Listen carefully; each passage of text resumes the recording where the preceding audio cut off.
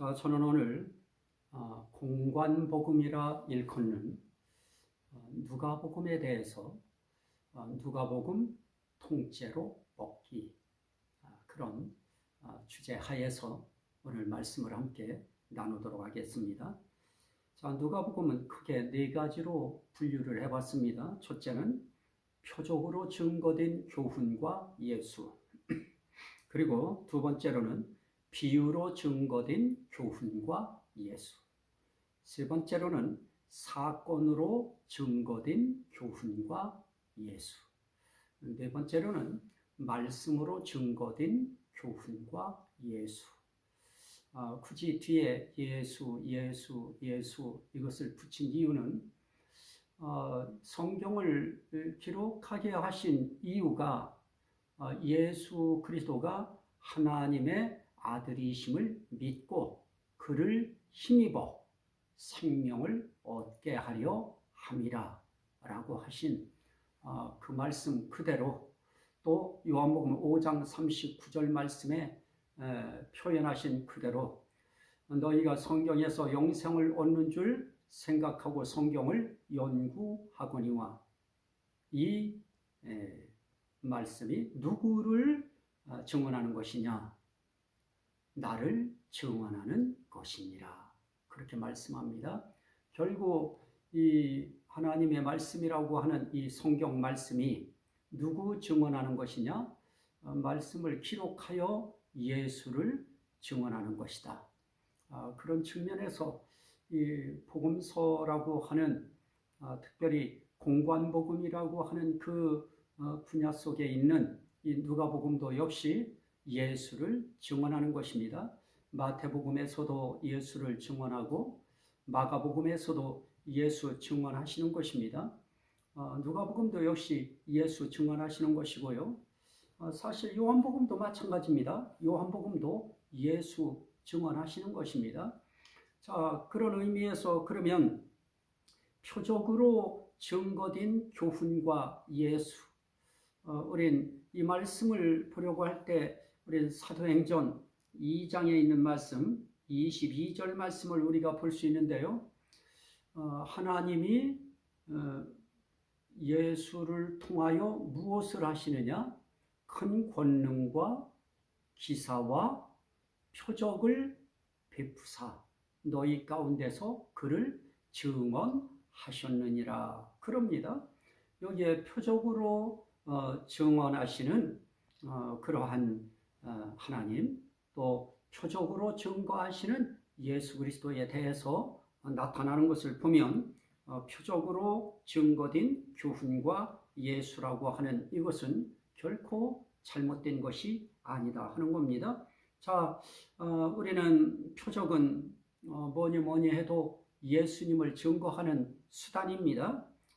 그런데 수단이 목적으로 둔갑되어서 오히려 수단이 더 목적 위에 있고, 오히려 수단이 목적을 밟는 정황이 되고 상황이 되면 그건 대단히 복음과는 거리가 먼 것이다 하는 것을 우리는 생각하면서 이렇게 수단이 목적을 뛰어넘어 그 윗자리 목적 위에 올라가 있으면 결국 예수는 온데간데 없고 거기에서 나타나는 것은 그 표적의 껍데기 같은 것만 나타나는 것입니다. 표적은 알맹이인 예수가 그 속에 꽉 채워져 있을 때 표적으로서의 무게감과 가치가 나가는 것입니다. 자, 우리는 성경을 기록한 목적이 뭐냐? 분명하게 그것은 예수 증언하기 위한 것이다. 이런 측면에서 예수보다 더 표적이 드러나면 그것은 하나님의 이 기록된 이 말씀의 의도에서 벗어난다. 그런 정도 우리가 마음에 생각을 하고 오늘 말씀을 함께 보려고 합니다. 자, 그러면 세상에 나타난 그런 표적 가운데서 정말 중요한 표적들이 있습니다. 하나님이 예수로 말미암아 베푸시게 한 표적, 이것들은 굉장히 소중한 것이고 가치 있는 것이고 이건 굉장히 무게가 있는 그런 표적입니다. 그러면 표적으로 증거된 교훈과 예수를 몇 가지로 구분해서 보려고 하는데요. 자, 이 표적으로 증거된 교훈과 예수의 중요한 것이 첫 번째는 무엇인가? 성육신 표적입니다.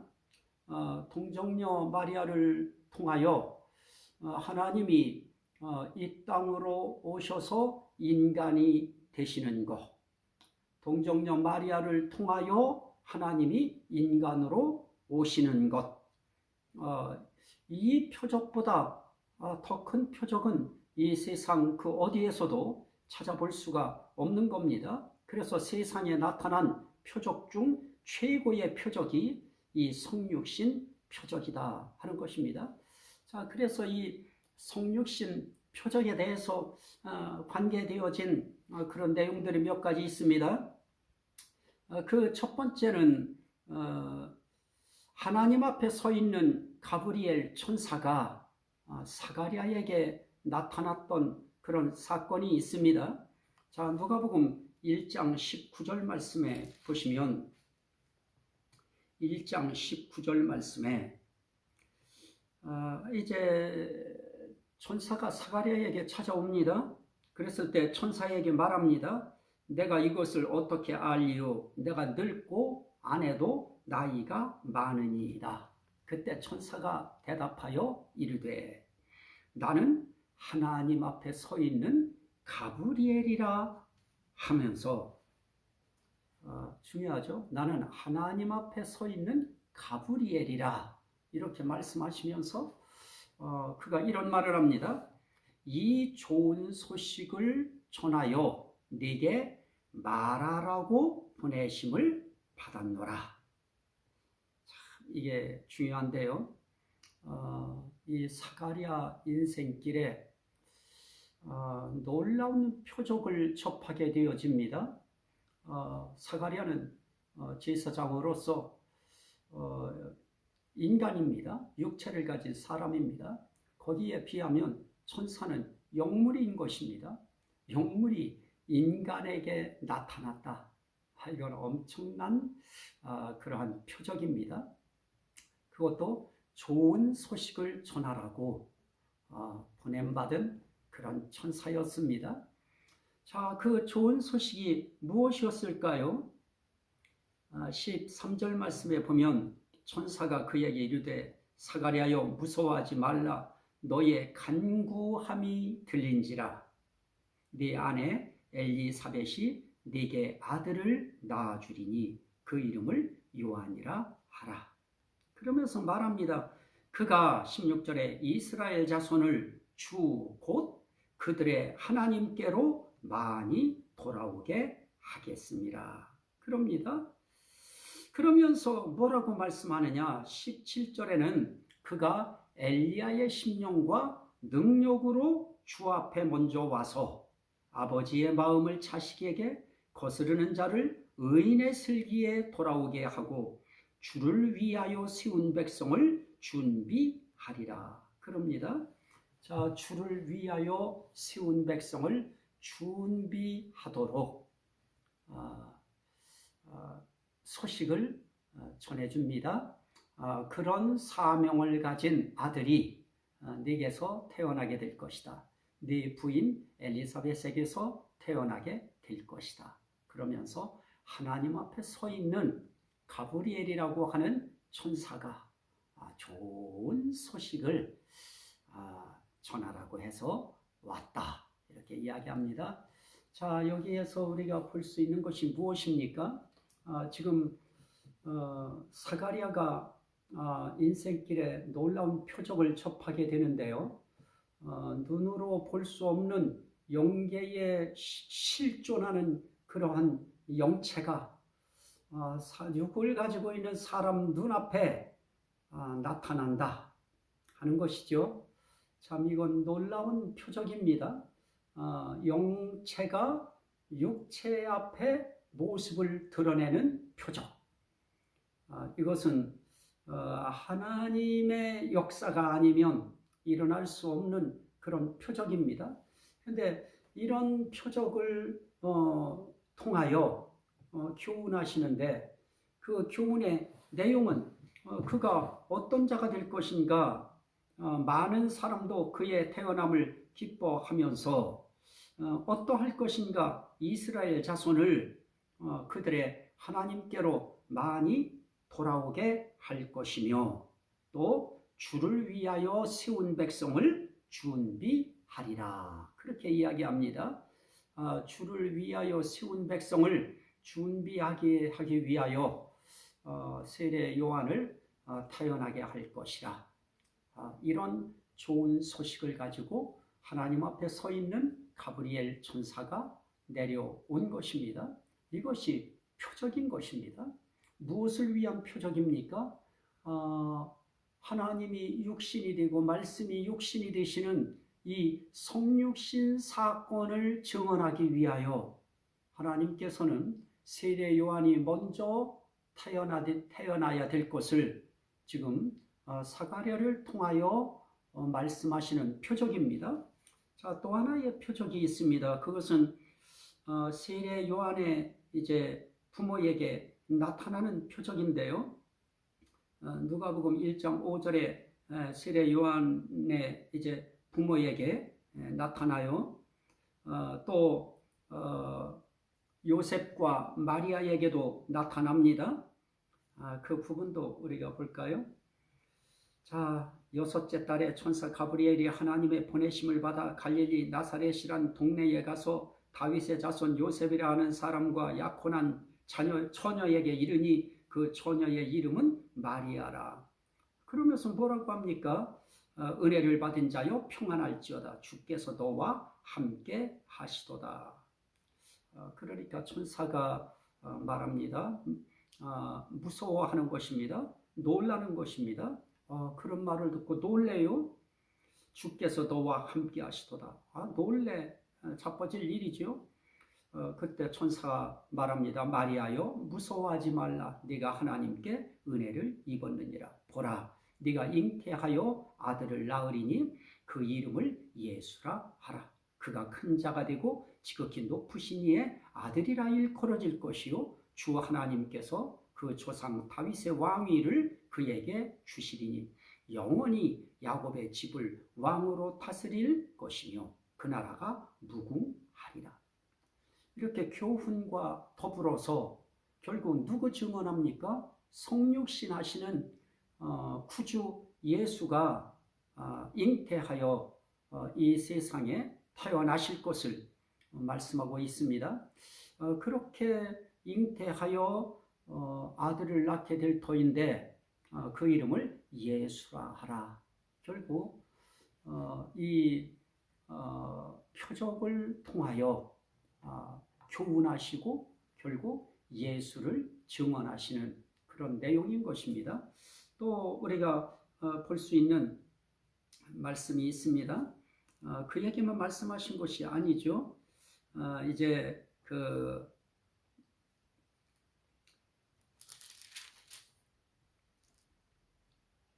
다시 한번 말씀을 봅니다.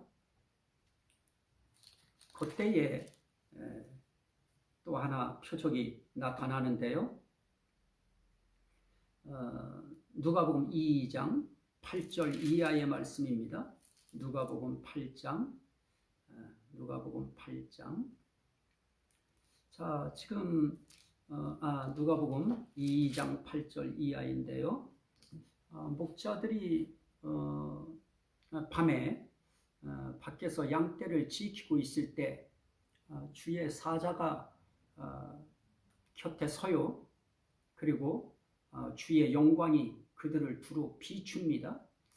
그럴 때 크게 무서워할 수밖에 없죠. 갑자기 영광의 빛이 쫙 비추면서 세상에서 볼 수 없는 영광의 빛이 그 주위를 비춰버리면 갑자기 환해지되 놀라울 정도로 눈이 부실 정도로 환해지는 영광이 그들을 비추면 무서울 수밖에 없습니다. 이건 누구라도 무서울 것입니다.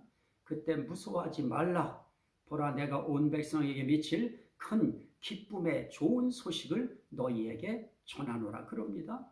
자, 인생길에 있어서 큰 소식을 전한다고 하고 기쁨의 소식을 전한다고 하고 좋은 소식을 전하겠다고 하는 이 의미를 담아서 큰 기쁨의 좋은 소식을 너희에게 전하노라 할 때 이들에게 있어서 순간적으로 스쳐가는 큰 기쁨의 좋은 소식이 무엇일까? 각자에게 있어서 큰 소식이 있을 것입니다. 각자에게 기쁨의 소식이 있을 것입니다. 각자에게 좋은 소식이 그들 나름에 있을 것입니다. 그런데 그들이 생각하고 있는 것과는 전혀 생각도 상상도 할 수 없었던 그런 표현을 합니다. 오늘 다윗의 동네에 너희를 위하여 구주가 나셨으니 곧 그리스도 주시니라 그럽니다. 자, 인생길에 있어서 큰 기쁨의 좋은 소식이라고 할 때 사람들이 생각하는 그러한 큰 기쁨의 좋은 소식과 하늘 세계에서 생각하고 있는 큰 기쁨의 좋은 소식은 이렇게 하늘과 땅 차이가 날 정도의 이런 큰 두드러진 차이가 날 수밖에 없습니다. 하늘 세계에서는 크고 기쁘고 좋은 소식이 뭐냐? 최상의 기쁜 소식이 무엇이냐? 그거는 두말할 나위 없이 너희를 위하여 구주가 나시는 것이다. 그분이 바로 그리스도 주시니라, 예수시니라 하는 이 소식이 가장 큰 소식이고 가장 기쁜 소식이고 가장 좋은 소식인 것입니다. 여러분들은 여러분들의 인생길에 가장 큰 기쁨의 좋은 소식이 무엇입니까? 목회자들은 교회 크게 짓는 것입니까? 기도원 수양관까지 함께 어울려서 지을 수 있는 것입니까? 또 교회가 터져나갈 정도로 그렇게 부흥의 가도를 달리는 그런 현상이 일어나는 것, 그것이 큰 기쁨의 좋은 소식일까요? 자, 하나님은 예수 그리스도가 우리 위하여 세상에 오시게 되는 것, 나시게 되는 것, 이 사건을 크고 기쁘고 좋은 소식으로 그렇게 보시는 것입니다. 우리도 그러해야 될 것입니다. 우리도 하늘 세계의 그러한 뜻과 우리도 공조해야 될 것입니다. 그런 뜻을 우리가 공유하면 이 세상에서 예수 믿은 거, 또 예수 만난 거, 그게 가장 큰 소식이고 기쁜 소식이고 좋은 소식일 것입니다. 저의 이 성경의 이 말씀 증거한 요 내용에 동의하시면 아멘 합시다. 우리가 정말 그러해야 될 것입니다. 여기서 벗어나면 실망합니다. 낙심합니다. 좌절합니다. 하지만 예수, 그분이 이 세상에 오신 것, 그분이 또 내 안에 오신 것, 이것이 인생길의 최고 크고 기쁘고 좋은 소식이라고 믿으면, 그러면 이 세상 것이 좀 부족해도 우린 그것 때문에 그렇게 실망하지 않습니다. 그것 때문에 그리 통곡하지 않을 것입니다. 그것 때문에 좌절하는 일 없을 것입니다. 자, 또 하나 우리가 이 성육신에 대해서 볼 수 있는 것이 있습니다. 누가복음 2장 21절 이하에 나타나고 있는 그런 이제 말씀인데요. 22절에 보면 모세의 법대로 종결 예식 하는 그 날이 차가서 그게 이제 7일째 되는 날인데요. 난지 7일째 되는 날. 아기를 데리고 예루살렘에 올라갑니다. 그 이유는 율법에 그렇게 써 있어요. 첫 해입니다. 첫 해에 처음 난 남자마다 주의 거룩한 자라 하리라 한 대로 아기를 죽게 드리고 첫 것은 하나님 것입니다. 그래서 하나님께 드리는 예식을 위하여 오는 것입니다. 자, 우리도 하나님 앞에서 그렇게 첫 해에서 난 그 아들들은 주의 것이다. 거룩한 하나님의 것이다. 이렇게 여기고 거룩한 자라 하리라. 이게 중요합니다. 첫 해에서 난 첫 번째 태생을 아들일 때 거룩한 자라고 일컬음 맞는 그런 예식, 그것이 바로 종결 예식입니다. 이 예식을 치르기 위하여 예루살렘 성전에 왔을 때 그때 시몬이라고 하는 사람이 있었습니다. 이 사람은 의롭고 경건하다고 했습니다. 그리고 이스라엘의 위로를 기다리는 자라고 했습니다. 그리고 성령이 그 위에 계신 자라고 했습니다. 자, 여기서 중요한 것이 무엇입니까? 이 시몬이라고 하는 사람의 인생길의 놀라운 표적은 무엇입니까? 오늘 주의 성령이 그 위에 계신 것이 표적이었고요. 그리고 그가 주의 그리스도를 보기 전에는 죽지 아니하리라 하는 성령의 지시를 받았더니, 그리스도를 보기 전에는 죽지 않는다고 하는 성령의 지시. 오늘 우리들은 하나님 믿으면서 좀 신령하다, 영빨이 있다, 그러면 우리 인생길에 있어서 그리스도와 관계없는 세상 물질적인 것, 세상 앞길에 성공의 가도를 달릴 수 있는 합격이냐 불합격이냐에 대한 것, 사람을 만나느냐 못 만나느냐에 대한 것, 일이 잘 되느냐 안 되느냐에 대한 것, 이런 지시를 해주면 낫느냐 안 낫느냐에 대한 것, 이런 지시, 그런 지시가 성령으로 말미암아 임하기를 원하고 또 그런 소리를 듣기를 원합니다. 그래서 그런 성령의 지시가 있는 사람들, 또 성령의 지시라고 하는, 지시받는다고 하는 사람들, 그런 사람들에겐 어떻게 해서라도 안수라도 한번 받으려고 얼마나 그럴 때 보면 지하철에서 빈자리가 하나 났을 때 그렇게 힘없다고, 다리 힘없다고 다리 끌던 분도 거기 들어가서 앉는 자세 보면 엄청나게 잽싸고요. 상당히 힘이 있죠. 또 우리가 이런 부분에서 그런 어떤 지시, 또 이런 것을 이야기할 때 우린 이제 육신적으로 그리스도 없는 다른 지시, 또 그런 것을 위하여 먼저 좀 신령하다 하는 사람들에게는 사람들이 굉장히 난 믿는 사람들 쪽을 이야기하고 싶은 겁니다. 안수받으려고 머리 아무리 비싸게 주고 하고 와도 소용없어요. 그 머리 안 아까워요. 그냥 어떻게 해서라도 안수 한번 받고 싶어 하는 그런 마음들이 있습니다. 자, 정말 그런 것일까요?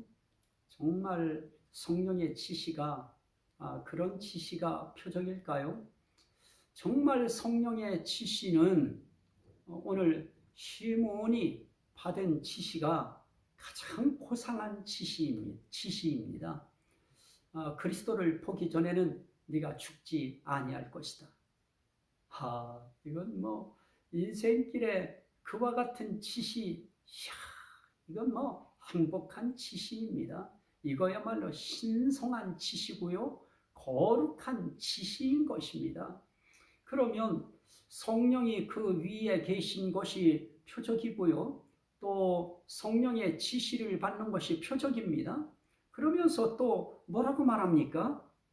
27절이죠. 누가복음 2장. 성령의 감동으로 성전에 들어가매 마침 부모가 율법의 관례대로 행하고자 하여 그 아기 예수를 데리고 오는지라. 시므온이 아기를 안고 하나님을 찬송하여 이르되 주제여 이제는 말씀하시는 대로 종을 평안히 놓아 주시는도다.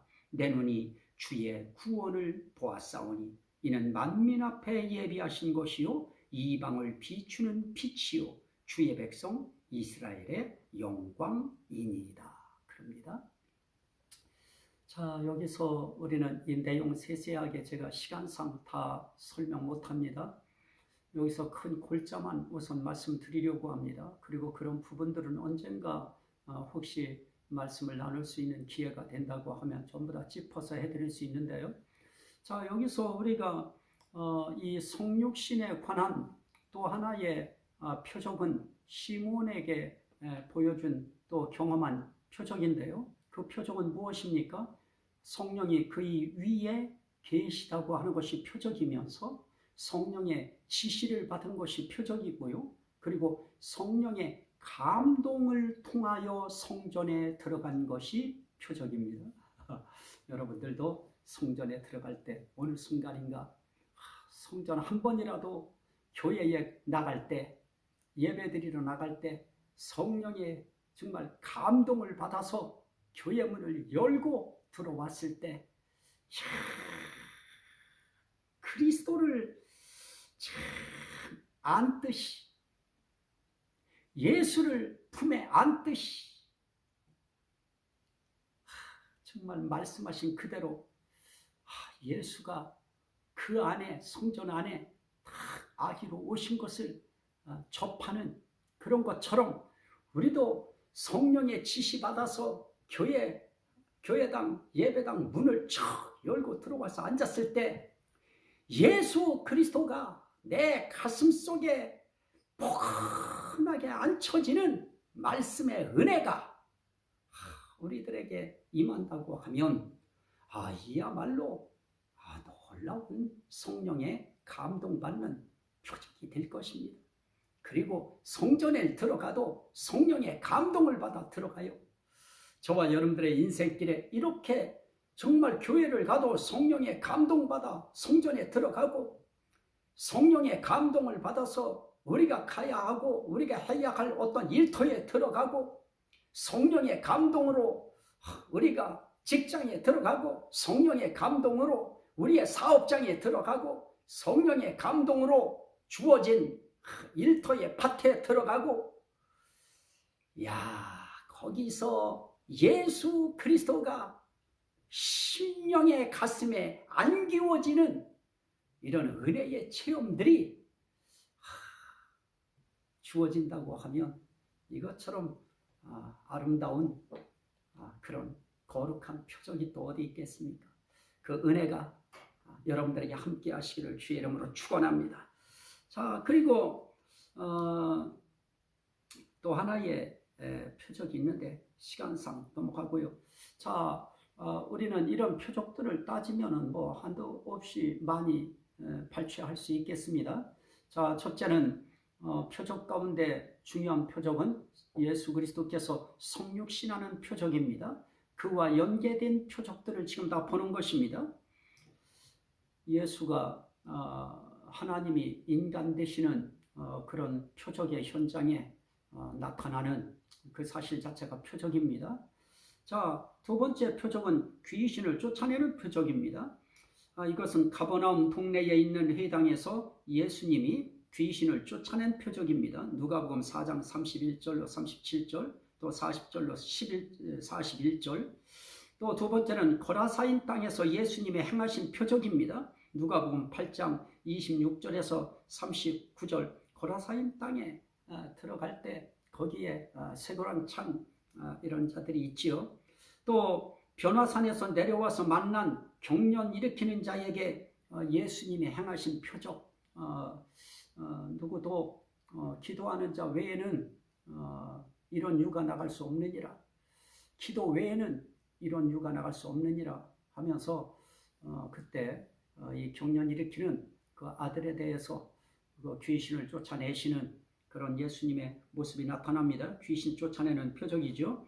그리고 귀신의 항복 보고를 받은 그 표적입니다. 누가복음 10장입니다. 우리가 한번 누가복음 10장을 한번 보실까요? 누가복음 10장 17절 이하의 말씀입니다. 70인이 기뻐하며 돌아와 이르되 주여 주의 이름이면 귀신들도 우리에게 항복하더이다. 그럽니다. 주의 이름 앞에 귀신도 항복하는 표적.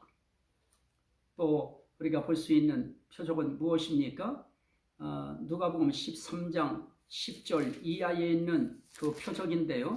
누가복음 13장 10절 이하에 예수께서 한 회당에 들어가서 가르치실 때 18해 동안이나 귀신 들려 앓으며 꼬부라져 조금도 펴지 못하는 한 여자가 있더라. 그때 예수께서 보시고 여자여 네가 네 병에서 놓였다 하시고 안수하시니 여자는 곧 펴고 하나님께 영광을 돌리는지라. 그럽니다. 자, 귀신 들려서 앓고 귀신 들려서 꼬부라진 병도 있습니다.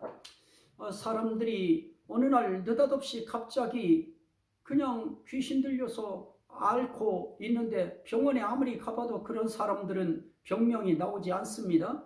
그리고 갑자기 이 허리가 꼬부러지기 시작하는 그런 증세들이 있는데 귀신 들려서 앓고 귀신 들려서 이 허리가 꼬부라지는 이런 병들도 있을 수 있다고 하는 것을 우리에게 보여줍니다. 그런데 네가 그 병에서 놓였다 그럽니다.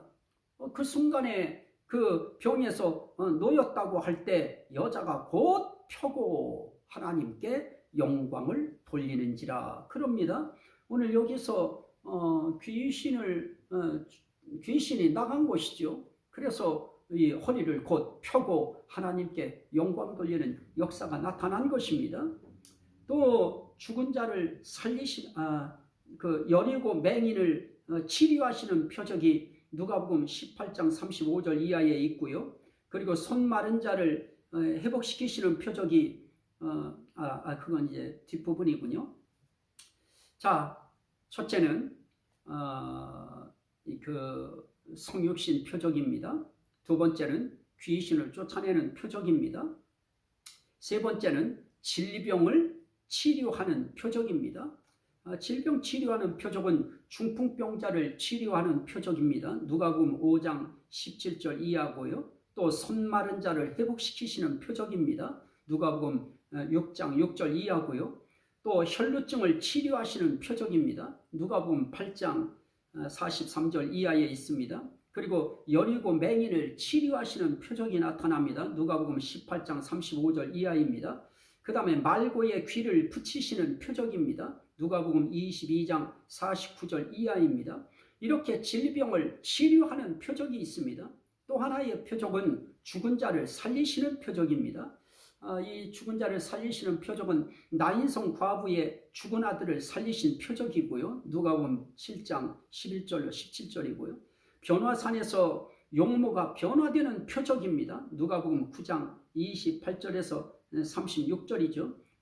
변화산에서 용모가 변화되는 표적. 이건 이제 죽은 자가 이제 부활되는 표적이라 여기 죽은 자를 살리는 표적에 그냥 집어넣은 것입니다. 그리고 또 하나 볼 수 있는 것은 예수께서 죽은 지 사흘 만에 살아서 나타나시는 표적입니다. 자, 다시 한번 정리합니다. 첫째는 표적으로 증거된 교훈과 예수, 그거의 첫 번째로는 표적으로 증거된 교훈과 예수에 있어서 어떤 그게 표적이냐, 성육신 표적, 귀신을 쫓아내는 표적, 질병을 치료하는 표적, 그 다음에 죽은 자를 살리시는 표적, 그 다음에 변화산에서 용모가 변화되는 표적, 그 다음에 여섯 번째는 예수께서 죽은 지 사흘 만에 살아서 나타나시는 표적. 이게 누가복음 24장 13절로 49절에 있고요. 자, 이렇게 육신의 예수님이 보혜사 성령을 보내셔서 교훈하시고 자신이 구약에 기록된 그리스도이심을 증거하실 때 사실은 예수 그리스도는 성령이 기름 붓듯 하셨습니다. 그래서 그 힘으로 사역을 하셨고요. 그리고 그분은 그분 자체가 보혜사가 되셔서 교훈하시고 그리고 구약에 기록된 그리스도가 자신임을 증거하실 때 무엇을 통해서 하셨느냐? 이렇게 표적을 통해서 하셨다 하는 것입니다. 자, 그 표적에 대한 예수님의 반응은 뭐였습니까? 하나님께 영광을 돌리셨다. 누가복음 5장 25절 이하, 또 누가복음 8장 39절. 항상 이런 표적이 나타날 때 하나님께 영광을 돌려요. 그리고 반드시 그래요. 이 일을 아무에게도 말하지 말라. 누가복음 5장 14절, 누가복음 8장 56절. 그런데 우리 사람들은 남 얘기할 거 없고 저부터도 뭔 일 하나만 조금만 특이한 일 일어났다 그러면 막 그냥 광고 해주기를 원하고 말해주기를 원하고 소문 내주기를 원하고 막 원해요. 유튜브 하나 동영상 하나만 올려놓고도요, 이거 누가 막 옆에 사람들한테 얘기해 주기를 원하고요, 소문 내주기를 원하고요, 말해주기를 원하고요. 그런데 예수님은 안 그러시더라고요. 아무에게도 말하지 말라. 그리고 하나님께 영광 돌리셔요. 자, 이게 표적으로 증거된 교훈과 예수입니다. 설명을 하려고 조금씩밖에 안 해도 시간이 엄청나네요. 두 번째는 비유로 증거된 교훈과 예수입니다. 자, 그 비유는 새옷 조각과 낡은 옷 비유, 또 새 포도주와 낡은 부대 비유, 누가복음 5장 36절로 39절입니다. 두 번째로 맹인이 맹인을 인도하는 비유, 누가복음 6장 39절이죠. 맹인이 맹인을 인도하면 둘 다 구덩이에 빠집니다. 그러나 예수님은 맹인이 아니십니다. 구덩이에 빠지게 절대로 인도하시지 않습니다. 또 장터의 피리와 곡 비유입니다. 누가복음 7장 31절로 32절인데요. 참 무관심이라고 하는 이 무감각한 세대가 얼마나 불행한가 하는 것을 말씀하는 비유인데요. 누가 나에 대해서 무관심하거나 모든 나의 하는 사역에 무감각하다, 또 우리 성도들이 이 모든 것에 무감각하다, 이것처럼 서로가 서로에게 이 불행한 일은 없을 것입니다. 또 씨 뿌리는 비유가 나옵니다. 누가복음 8장 4절 이하에 땅이 좋아야 열매도 좋다는 의미입니다. 부자 비유가 나오죠. 누가복음 12장 16절 이하에 하나님은 세상 부자 그거 그렇게 인정하지 않습니다. 하나님께 부자가 안 되면 세상 부자 그 인생도 별거 없다 하는 거 보여주시는 건데요. 하나님이 허락하신 부자가 아주 중요한 부자고요. 또 겨자씨와 누룩 비유는 누가복음 13장 18절 이하인데요. 하나님 나라는 성장하고 확대되는 나라다. 그래서 겨자씨는 자라고요, 누룩은 부풀어요, 확대되고 증가되는 나라. 그만큼 이 하나님 나라라고 하는 그 나라는 강성해지는 나라, 쇠하지 않고 영원한 견고한 나라라고 하는 것을 보여주지요. 또 무화과 나무 비유는 누가복음 13장 6절 이하인데요. 열매 없는 나무는 찍힘당한다고 하는 교훈이고요. 그 다음에 겨자씨와 누룩 비유가 나와요. 누가복음 13장 18절 이하에. 또 큰 잔치 베푼 사람에 대한 비유는 누가복음 14장 15절 이하에 나옵니다. 청함에 응한 자가 복이 있다고 하는 교훈을 보여주고요. 또 잃은 양, 또 드라크마 아들 찾은 목자에 대한 비유가 나와요. 이거는 회개하면 하늘에 축제가 열린다고 하는 그런 내용인데요. 누가복음 15장 1절 이하에 나오고요. 그 다음에 비유로 증거된 교훈과 예수 가운데 또 하나는 바리새인과 세리 비유가 있어요. 누가복음 18장 9절 이하인데요. 자기를 낮추는 자는 높아지고 높이는 자는 낮아진다고 하는 교훈을 줍니다. 또 하나의 비유의 교훈은 은열무나 비유는 누가복음 19장 11절 이하에 있는데, 작은 것에 충성한 자가 큰 것을 받는다고 하는 그런 의미의 교훈을 담고 있습니다. 그 다음에 포도원 농부 비유가 있어요. 누가복음 20장 9절 이하입니다. 예수께서 어떻게 하느냐에 따라서 결과가 달라진다고 하는 것을 우리는 여기서 교훈받을 수 있습니다. 자, 이런 비유를 통해서 예수님은 나는 이런 자다. 그리고 내 나라는 이러한 나라다. 난 이렇게 해. 여기서 증언하시는 것을 볼 수 있습니다. 자, 또 하나 볼 수 있는 것은 세 번째로는 사건으로 증거된 교훈과 예수입니다. 사건으로 증거된 교훈과 예수님, 그분은 확실히 도가 달라도 확실히 다르신데요. 사건으로 증거된 교훈과 예수. 그 첫 번째는 예수가 자라며 강하여지고 지혜가 충만하며 하나님의 은혜가 그 위에 있더라. 그럽니다. 예수님은 자라시면서 강하게 자라셨고요. 지혜가 충만하셨고요. 하나님의 은혜가 그 위에 있는 이런 놀라운 상황, 정황, 그런 사건의 중심에 그분이 계셨습니다. 그게 누가복음 2장 40절이고요. 그 다음에 듣는 자가 다 그 지혜와 대답을 놀랍게 여기더라. 그럽니다. 예수 그리스도의 말씀을 듣는 자들이 다 그 예수님의 그 지혜와 대답을 놀랍게 여겨요. 몇 살 되지 아니한 12살 된 그 예수 그리스도의 그 말 한마디 한마디에 그 지혜에 다들 어안이 벙벙해 하고요.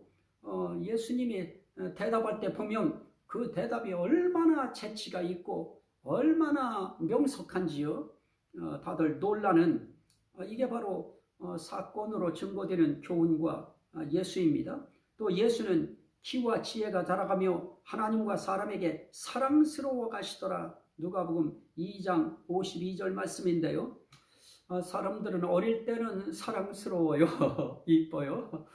우리 집사람 하는 이야기로 참 애기는 어린 것들은 짐승도 이쁘다 그래요. 동물들도 이쁘다고. 그 누구를 막론하고 애기들은 다 이쁘다고 하는데 뭐 미운 7살이라고 하는 말도 나오고요. 나이가 먹고 키가 커가면서 그 사랑스러움이 자꾸만 쇠하여 가요. 자꾸 좀 변질되어 갑니다.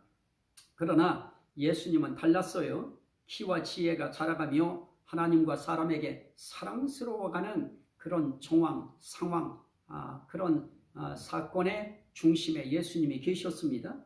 그 다음에 사가랴의 아들 요한이 한 말이 있어요. 누가복음 3장 4절에 너희는 주의 길을 예비하라. 그의 오실 길을 곧게 하라. 주의 길을 예비하라. 그의 오실 길을 곧게 하라. 누가복음에서 하신 이 말씀 그대로 정말 예수 그리스도를 증언하는 것입니다. 누가복음 3장 16절에 나보다 능력 많으신 이가 오시나니 예수 증거하는 거예요. 누가복음 3장 16절에 그는 성령과 불로 너희에게 세례를 베푸실 것이요. 예수 그리스도를 증거하고 있습니다. 누가복음 3장 17절에 그가 손에 키를 들고 알곡은 곡간에 쭉정이는 꺼지지 않는 불에 태우시리라. 그분이 심판하신다는 것입니다. 자, 이렇게 사가랴를 통해서 증거된 예수가 나와요. 그 다음에 다섯 번째로는 예수도 세례받으시고 기도하실 때 하늘이 열리며 성령이 비둘기 같은 형체로 그의 위에 강림하시더니 하고 누가복음 3장 21절 22절에 나타납니다. 세례받고 기도하실 때 하늘이 열려요. 성령이 비둘기 같은 형체로 그 위에 강림해요. 이런 사건은 진짜 놀라운 사건입니다. 이 사건 통하여 예수 증언하는 거예요. 예수는 이런 분이라고 하는 것, 다른 분이라고 하는 것 증거예요. 자, 또 하나는 이 족보에 대한 내용인데 누가복음 3장 23절 또 38절 말씀에 보면 그 위인은 아담이요. 또 쭉 하면 거기에는 그리스도요. 또 그 위인은 하나님이시니라. 이러면서 이 아담을 위시한 그 족보의 혈통을 쭉 타고 이 질서를 이야기할 때 예수 그리스도를 이야기합니다. 이것도 하나의 사건이라고 하는 한 사건을 통하여 증언되는 그런 예수에 대한 모습입니다. 또 하나 일곱 번째는 성령의 충만함을 입어 요단강에서 돌아오사 광야에서 40일 동안 성령에게 이끌리시며 그럽니다. 광야의 시험을 당하실 때에도 성령에게 이끌리시는 시험을 받는데 성령에게 이끌리시며 광야 생활을 하시는 그 사건 속에서도 예수 그리스도가 부각됩니다. 또 예수께서 성령의 능력으로 갈릴리에 돌아가시니, 갈릴리에 돌아가시는 것도 그냥 돌아가시는 것이 아니고 성령의 능력으로 돌아가셔요. 참 이런 상황, 이런 정황, 그 사건, 그 중심에 예수 그리스도가 계신 것입니다. 또 한 가지 볼 수 있는 것은 친히 여러 해당에서 가르치시며 뭇사람에게 칭송을 받으시더라. 누가복음 4장 15절입니다. 가르치실 때 뭇사람에게 칭송받으셔요. 이분은 가르치는 그 사건을 통해서도 칭송받아요. 또 낭떠러지에 밀쳐 떨어뜨리려 할 때 그들 가운데로 지나서 가시니라. 누가복음 4장 29절 이하인데요. 예수님을 낭떠러지에 밀쳐서 떨어뜨리려고 사람들이 그렇게 밀었지만은 예수님은 그들 사이로 지나서 가셔요. 이런 사건으로 예수가 부각됩니다. 그리고 그들이 가르치시며 논란이 이는 그 말씀이 권위가 있음이로라. 누가복음 4장 32절. 위에 말씀했던 그 부분과 비슷한 부분이지만 말씀에 권위가 있어요. 이분이 가르치는 그 사건의 현장, 그 상황 속에 들어가 보면 그분의 가르침엔 정말 말씀에 권위가 있었다 하는 것입니다. 또 한 가지는 다 놀라 서로 말하되 이 어떠한 말씀인고 권위와 능력으로 더러운 귀신을 명함에 나가는도다. 누가복음 4장 36절인데요. 권위와 능력으로 더러운 귀신을 명하니 나가는도다. 이분의 이런 사건, 그분이 계신 그 상황, 이런 곳에서 그분이 명하면 귀신도 나가는 이런 이야기를 통하여 예수 그리스도는 정말 위대한 분이다, 대단한 분이시다, 보통 분이 아니시다 하는 걸 가르칩니다. 그 다음에 예수께서 그 열병을 꾸짖으시니 병이 떠나고 여자가 일어나 그들에게 수종되니라. 누가복음 4장 39절에 그렇게 말씀합니다. 베드로 장모의 열병을 꾸짖을 때, 그럴 때 이 열병이 떠나가요. 그렇게 알아서 끙끙거리고 하던 베드로의 어머니가 벌떡 일어나서 그들을 수종들어요. 이걸 통해 예수를 증언하는 것이고요. 그리고 예수께서 일일이 그의 위에 손을 얹으사 고치시니 하고 누가복음 4장 40절 이하에 나타납니다. 예수님은 병자들이 찾아왔을 때 그들 위에 일일이 손을 얹으사 안수해서 보내셔요. 그래서 일일이 다 고쳐요. 사건으로 증거되는 교훈과 예수입니다. 예수께서 손을 내밀어 대시며 이르시되 내가 원하는 이 깨끗함을 받으라 하신데 나병이 곧 떠나니라. 누가복음 5장 12절로 13절인데요. 병 고치는 주의 능력이 예수와 함께 하더라. 누가복음 5장 17절이요. 12를 택하여 사도라 칭하셨으되, 사도를 택하여 사도라 칭하시는 이 모든 사건을 통해서도 제자를 삼고 사도를 삼으시는 예수 그리스도의 신성의 충만함, 그것을 또 여기서 보여주십니다. 그리고 누구든지 나로 말미암아 실족하지 아니하는 자는 복이 있도다. 누가복음 6장 22절로 23절. 예수 그리스도는 누구를 실족하기 위한 자가 아닌 것입니다. 복되게 하기 위해 오신 자이지. 그래서 예수 그리스도로 말미암아 실족하지 않는 자가 복이 있다 하는 놀라운 교훈을 예수님께서는 이 말씀을 통해서 주시는 것을 볼 수 있습니다. 그리고 너희는 나를 누구라 하느냐 그랬더니 주는 하나님의 그리스도시니이다 하고 누가복음 9장 28절에 말씀합니다. 20절이죠. 자, 우리는 이런 것을 통해서 하나님의 그리스도, 하나님의 메시아, 하나님의 구원자, 하나님의 구주, 이분이 바로 예수시다 하는 것을 너는 나를 누구라 하느냐 그런 상황과 사건을 통해서, 질문의 상황과 사건을 통해서 예수 그리스도가 어떤 분이신가 하는 것을 증거하게 만드시는 그런 내용입니다. 나와 내 말을 부끄러워하면 인자도 부끄러워하고, 나를 부끄러워하면 나도 너희 부끄러워한다. 그러나 너희들이 나를 영광스러워하면 나도 너희를 영광스러워한다 하는 그런 내용이 누가복음 9장 26절, 12장 8절, 18장 28절, 누가복음 24장 50절 이하에 나타납니다. 마지막으로 말씀으로 증거된 교훈과 예수입니다. 그 말씀은 누가복음 2장 49절 이하에 보면 내가 내 아버지 집에 있어야 할 줄을 알지 못하셨나이까. 이 말씀을 통하여 교훈하시고 나는 내 아버지 집에 있어야 할 자다 하는 것을 여기서 가르쳐 줍니다. 또 누가복음 4장 43절 이하에는 나는 이 일을 위해 보내심을 받았노라 그럽니다. 나는 온 동네에 복음을 전하여야 하리니 라고 말씀하시면서 나는 이 일을 위하여 보내심을 받았노라 그럽니다. 복음 전하는 일을 위하여 나는 왔다 하는 교훈을 주시는 것이고, 보냄받은 자들이 해야 될 일은 이 복음 전하는 것이다 하는 교훈을 주시는 것입니다.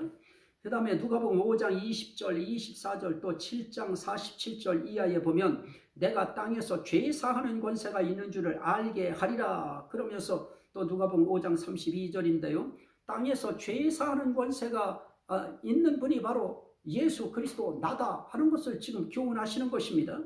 또 9장 48절에 보면 나를 영접하면 나를 영접하는 것이 결국 무엇이냐. 자, 누가복음 10장 한번 보시죠.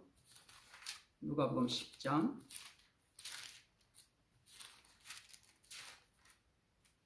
누가복음 10장 46절입니다. 누가복음 10장 46절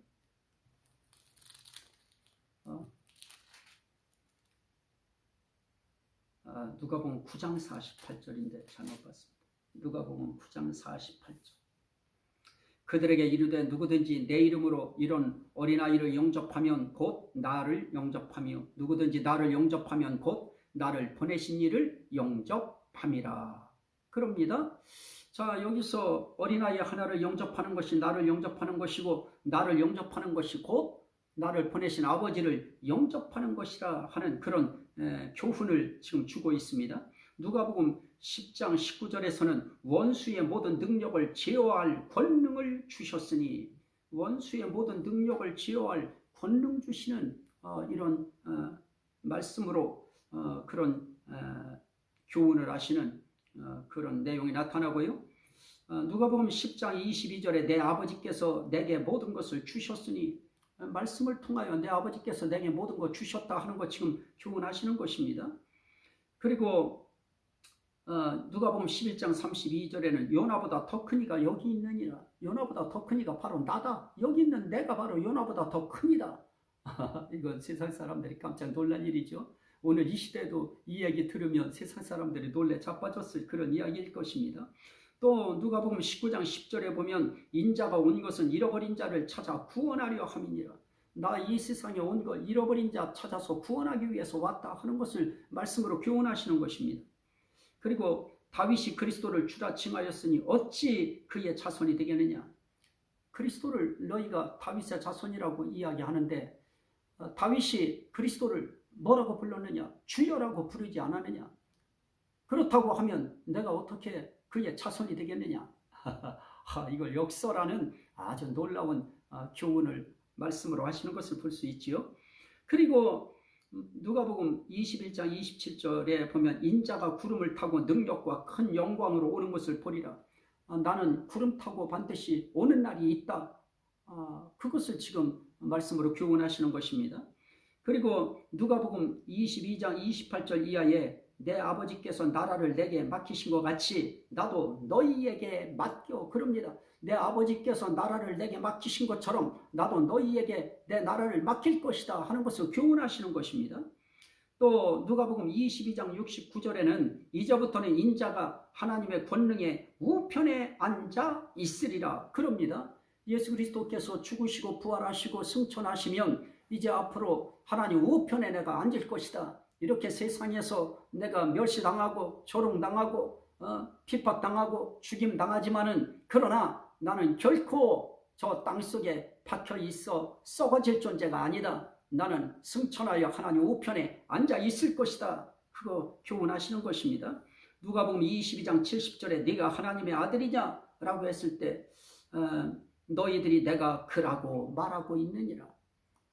묻는 자들에게 내가 바로 그리스도다 하는 것을 지금 말씀으로 교훈하시는 것입니다.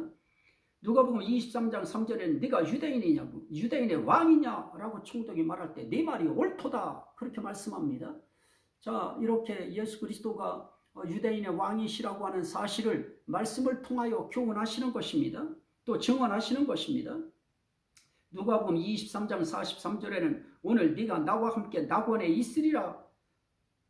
강도에게, 한편 강도에게 네가 오늘 나와 함께 낙원에 있으리라 말씀을 통하여 낙원에 함께 있을 것을 교훈하시는 것입니다. 누가복음 24장 25절 이하에 보면 자기에 관한 것을 자세히 설명하시니라. 모세 율법과 선지자의 글과 시편에 가리켜 나를 가리켜 기록한 것이 이것이라 하시고 라고 하는 그 말씀이죠. 이렇게 자기에 관한 것을 자세히 설명하시니라. 결국 성경은 예수 그리스도에 대한 그러한 기록이다 하는 것을 이 말씀을 통해서 교훈하시는 것입니다. 또 누가복음 24장 49절에 보니까 내가 내 아버지께서 약속하신 것을 너희에게 보내리니, 내 아버지께서 약속하신 것 내가 가면 너희에게 보낼 것이다. 성령을 보낼 것이다. 성령 보내실 것을 지금 교훈하고 약속하시는 것입니다. 또 누가복음 24장 45절 이하에 보면 너희는 이 모든 일의 증인이라 그럽니다. 자, 이렇게 말씀을 통하여 예수 그리스도가 말씀한 모든 것에 이제 너희가 증인이라고 하는 것을 이야기하심으로써 결국 이 말씀에서 누가복음에서 말씀하고 있는 결국 그분이 표적을 통하여 또 우리에게 비유를 통하여 또 사건을 통하여 또 우리에게 말씀을 통하여 예수를 증언하는 또 교훈하시는 그런 내용이 기록되어 있습니다. 이게 복음서의 흐름입니다. 예수님은 인자다, 하나님의 아들이다, 그리스도다, 왕이다, 아버지다, 하나님이다 하는 이 내용의 이 사실을 표적과 비유와 사건과 말씀을 통해서 예수님이 증언하시는 것입니다. 우리도 이 예수님을 복음서에서 부각시켜야 됩니다.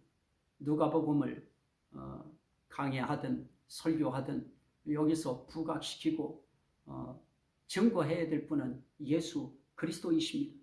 예수 없는 성경은 무효입니다. 예수 없는 성경은 가짜입니다. 예수 빠진 설교도 가치 없습니다. 예수 전하라고 우린 부름 받았습니다. 그래서 우린 모두가 다 예수 그리스도의 증인입니다. 이것이 누가복음이 말하고 있는 내용의 함축적인 내용입니다. 자, 다시 한번 강조합니다. 자, 예수 그리스도는 표적으로 자신을 증거하고 비유로 증거하고 사건으로 증거하고 말씀으로 증거하셨습니다. 이 말씀이 여러분들에게 생명이 되시기를 주의 이름으로 축원합니다. 아멘. 오늘 들은 바 이 말씀이 생명이 되고 구원이 되고 은혜가 되고 복이 되고 능력이 되고 치료가 되고 회복이 되고 하나님께 영광이 되게 하옵소서. 예수 그리스도 이름으로 기도하옵나이다. 아멘. 다음 시간에는 요한복음 통째로 먹기라고 하는 말씀을 가지고 여러분들과 함께 좋은 시간 갖도록 하겠습니다. 딱딱한 말씀 막 정신없이 저도 시간 내에 전하려고 아주 빨리 달렸습니다. 감사합니다.